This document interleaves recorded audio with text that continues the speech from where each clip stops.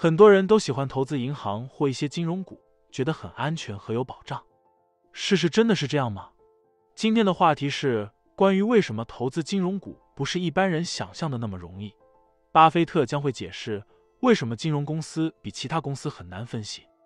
对于大多数非金融公司来说，分析资产负债表的准确价值对于投资公司并不重要。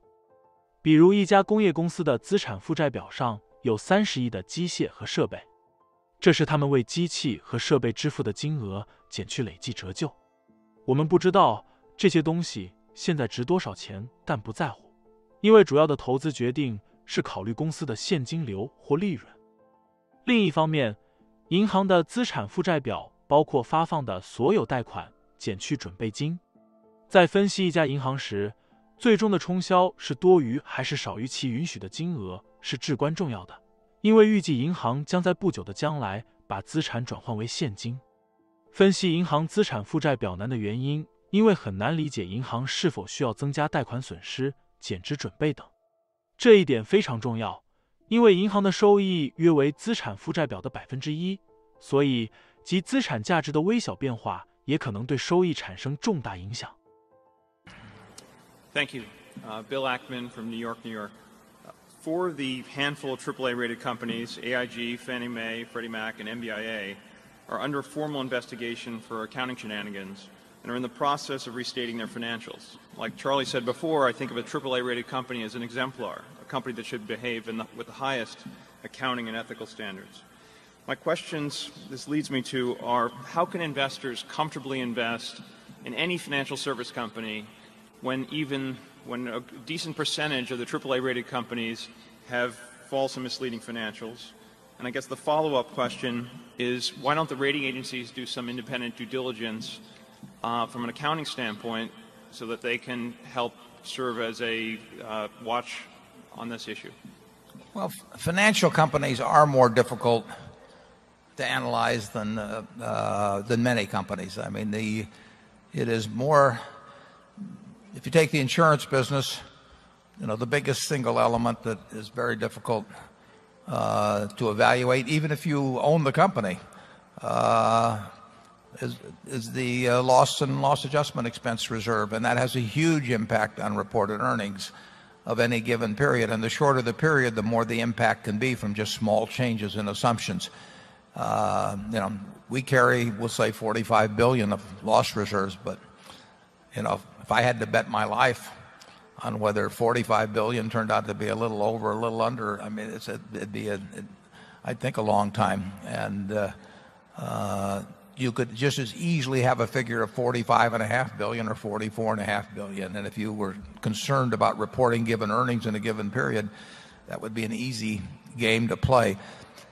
In a bank, it basically is whether the loans are any good. And I've been on the boards of banks, and that's, I've gotten surprises. It's tough to tell.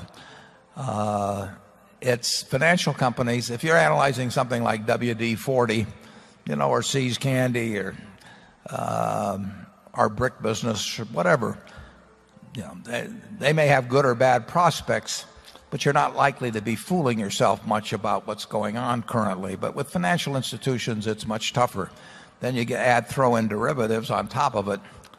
And it's no one probably knows perfectly what some of the or even within a reasonable range the exact condition of some of the biggest banks in the world. But that brings you back to the due diligence question of the agencies.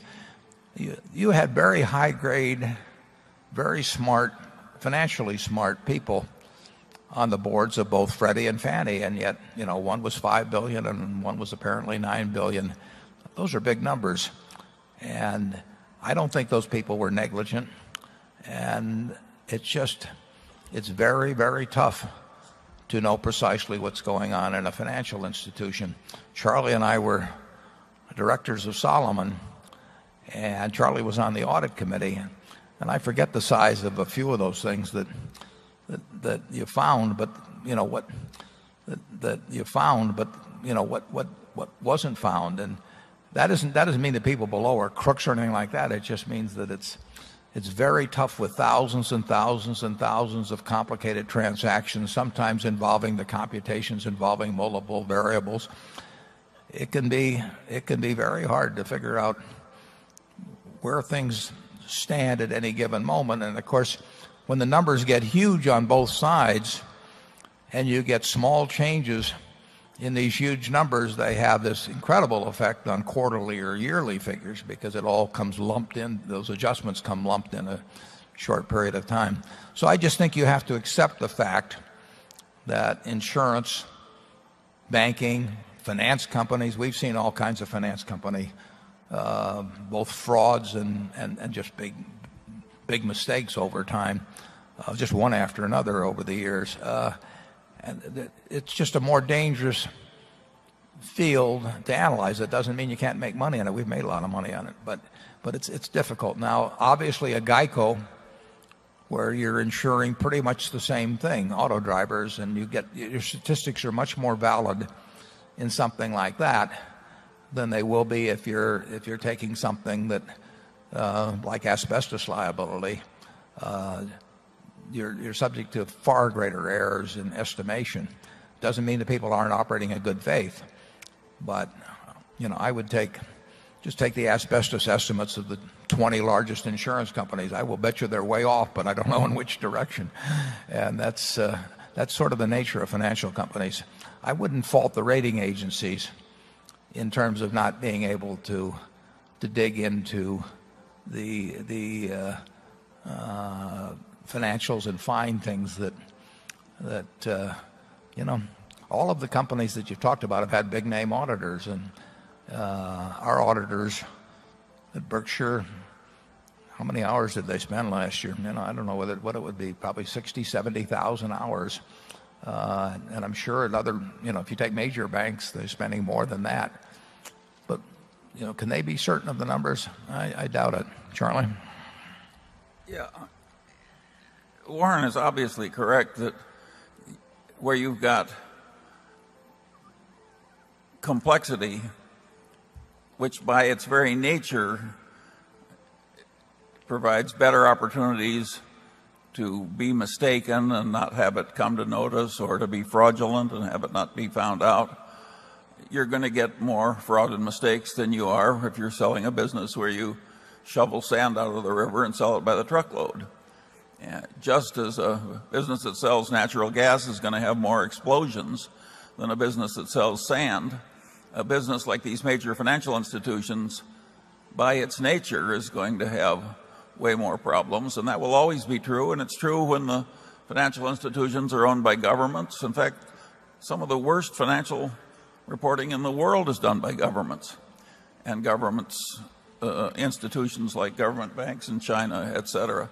So if you don't like the lack of perfect accounting in financial institutions, you're in the wrong world.